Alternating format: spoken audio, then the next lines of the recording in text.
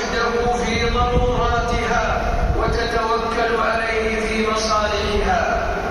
وتلجأ إليه في سرائها وضرائها وتطمئن بذكره وتسكن إلى قربه عز شأنه، وليس ذلك لأحد إلا لله جل وعلا. وإن فريضة صوم رمضان تبرز فيها هذه المقاصد الأبدية العظيمة، فهو السر بين العبد وربه، يصومه العبد إخلاصا لله واحتسابا ومحبة وتعظيما، وهذا ما تشير إليه النصوص القرآنية والأحاديث النبوية، ففي التذكير بغاية الصوم وأن المراد به تحقيق التوحيد لله جل وعلا